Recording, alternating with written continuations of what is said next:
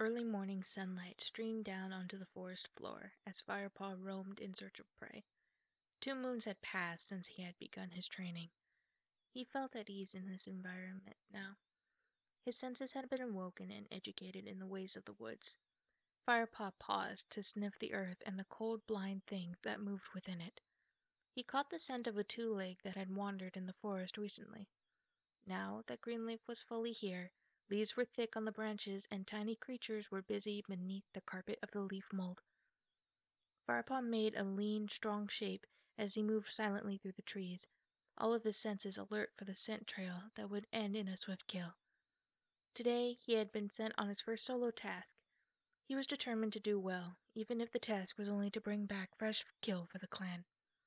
He headed for the stream that he had crossed on that first trek through the ThunderClan hunting grounds. It gurgled and spattered as it ran downhill over the smooth, round pebbles. Firepaw briefly stopped to lap up the cold, clear water, then lifted his head and tested the air again for any scent of prey. The stench of a fox lay heavily in the air here. The smell was stale, so the fox must have drunk here earlier in the day. Firepaw recognized the odor. He had smelt it on his first visit to the forest. Since then, Lionheart had taught him it was fox scent, but apart from the first glimpse of the fox brush he had caught on the first time he went out into the forest, Firepaw had still never seen one properly. He struggled to screen out the fox stench and concentrate on prey scent. Suddenly his whiskers prickled as he honed in on the warm blood beat of prey, a water vole busy about its nest. A moment later he saw the vole.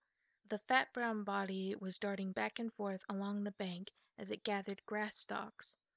Firepaw's mouth watered in anticipation.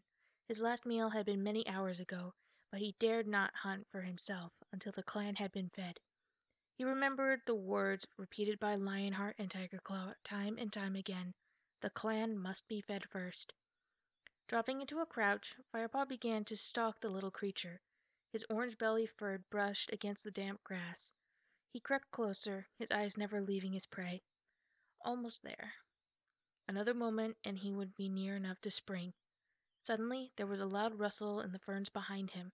The water vole's ears twitched, and it disappeared down a hole in the bank. Firepaw felt the hackles rising on his spine. Whatever had ruined his first good chance of catching prey would have to pay.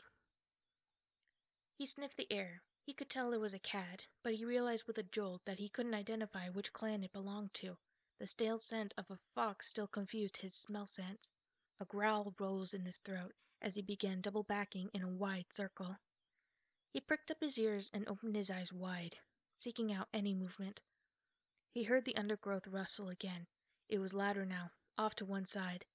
Firepaw edged closer. He could see the ferns moving, but the fawns still hid the enemy from view. A twig snapped with a sharp crackling noise. From the noise it's making, it must be big, Firepaw thought, preparing himself for a fierce battle.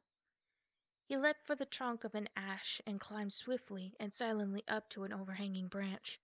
Below him, the invisible warrior came closer and closer still. Firepaw held his breath, judging his moment as the ferns were pushed aside and a large grayish shape emerged. Yar! The battle cry rumbled in Firepaw's throat. Claws unsheathed, he launched himself at the enemy and landed squarely on a set of furry, muscular shoulders. He dug in hard, gripping with thorn-sharp claws, ready to deal out a powerful warning bite. Wha? What's that? The body below him shot straight up in the air, carrying him with it. Greypaw? Firepaw recognized the astonished voice and caught his friend's familiar smell, but he was too fired up to loosen his grip. Ambush! Meow! Spat Greypaw, not realizing that the cat gripping onto his back was Firepaw. He rolled over and over in an attempt to dislodge his attacker. Ugh! Firepaw rolled with him, squashed and flattened beneath the heavy body. It's me, Firepaw, he yowled as he struggled to pull free and sheath his claws. Rolling away, he sprang to his feet and gave himself a shake, which ripped all the way along his body to the end of his tail. Greypaw, it's me, he repeated. I thought you were an enemy warrior. Greypaw rose to his feet. He winced and shook himself. It felt like it, he grumbled, twisting his head around to lick his sore shoulders. You racked me to shreds. Sorry, Firepaw mumbled. But what was I supposed to think, with you creeping up on me like that? Creeping up? Graypaw's eyes were round with indignation. That was my best stealth crouch. Stealth? You still stalk like a lopsided badger, Firepaw teased. He flattened his ears playfully. Graypaw gave a hiss of delight. I'll show you lopsided. The two cats leapt at each other and began rolling over in a play fight. Graypaw swiped at Firepaw with a heavy paw, and the young apprentice's head buzzed with stars. Oof! Firepaw shook his head to clear it, and then launched a counter-attack. He managed to get a couple of paw strikes before Graypaw overpowered him and held him down. Firepaw let his body go limp. You give up too easily, meowed Graypaw, loosening his grip. As he did so, Firepaw sprang to his feet, firing Graypaw off his back and onto the undergrowth. Firepaw leapt after him and pinned him to the ground. Surprise is the warrior's greatest weapon, he crowed, quoting one of Lionheart's favorite phrases. He jumped nimbly off Graypaw and began to squirm around in the leaf litter, enjoying his easy victory and the warmth of the earth against his back. Graypaw seemed unbothered by his second defeat of the morning. It was too fine of a day for a bad temper. So how are you getting on with your task? He asked. Firepaw sat up. I was doing fine till you came along. I was about to catch a vole when your noisy trampling frightened it off. Oh, sorry, meowed Graypaw. Firepaw looked at his crestfallen friend. That's okay. You didn't know, he purred. Anyway, he continued, shouldn't you be heading to meet with a patrol on the Winkline border? I thought you had to give them a message from Blue Star. Yeah, but there's plenty of time. I was going to do a little hunting first. I'm starving. Me too, but I've got to hunt for the clan before I can hunt for myself. I bet Dustpaw and Sandpaw used to swallow a shrew or two when they were on hunting duty, snorted Graypaw. I wouldn't be surprised if they did, but this is my first solo assignment. And you want to do it right, I know, Graypaw sighed. What is the message from Blue Star anyway? Firepaw asked, changing the subject. She wants the patrol to wait at the Great Sycamore until she joins them at Sunhigh. Seems that some Shadow Clan cats have been patrolling around. Blue Star wants to check things out. You'd better get going then, Firepaw reminded him. The Winkland hunting grounds are too far from here. There's plenty of time, answered Graypaw confidently.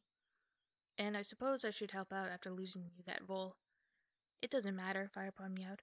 I'll find another. It's such a warm day, there should be quite a few out about. True, but you still have to catch them, Graypaw nibbled at a front claw, stripping off a piece of the outer sheath thoughtfully. You know that could take you until way past Sunhigh, maybe even till sunset.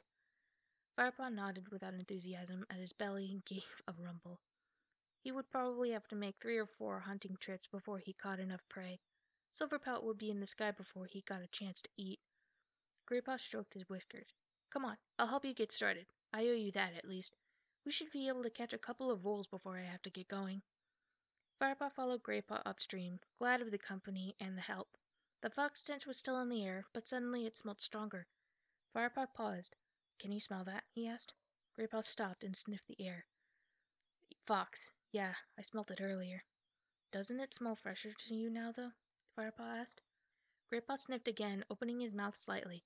You're right, he murmured, lowering his voice.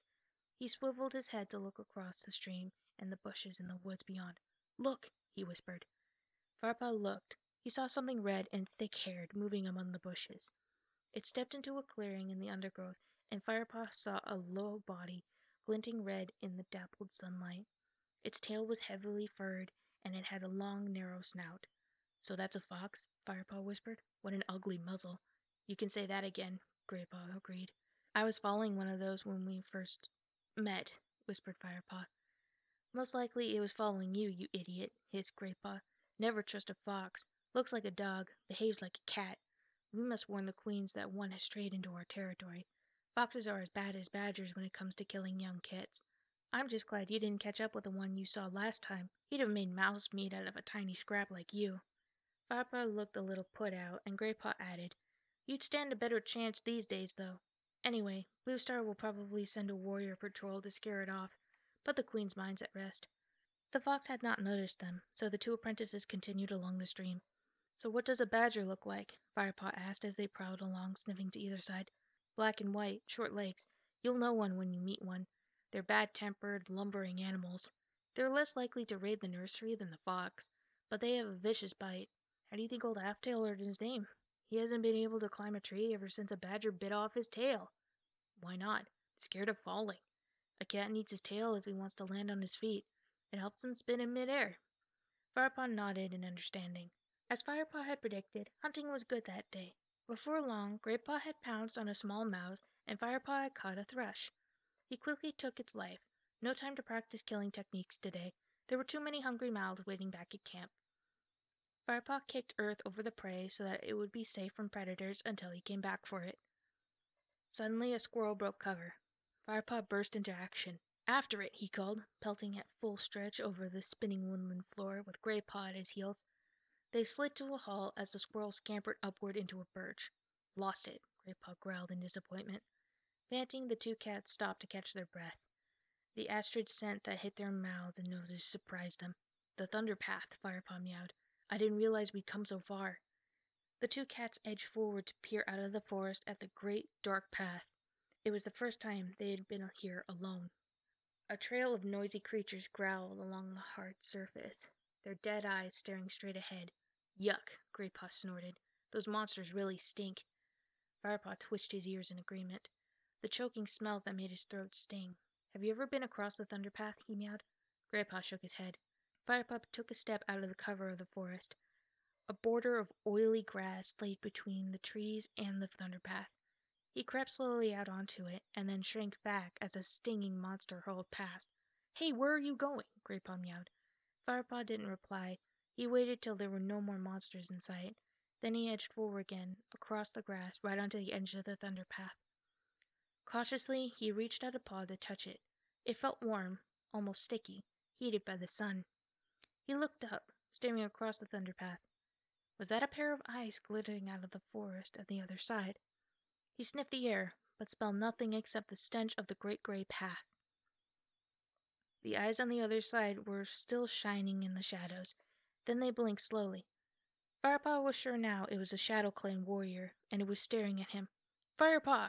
Greatpaw's voice made Firepaw jump as a huge monster taller than a tree roared past his nose. The wind from it almost toppled him over. Firepaw turned and ran as fast as he could back to the safety of the forest. "You mouse-brained fool!" spat Greatpaw. His whiskers trembled with fear and anger. "What were you doing?" "I just wondered what the thunder path felt like," Firepaw muttered. His whiskers were trembling too. "Come on," hissed Greatpaw edgily.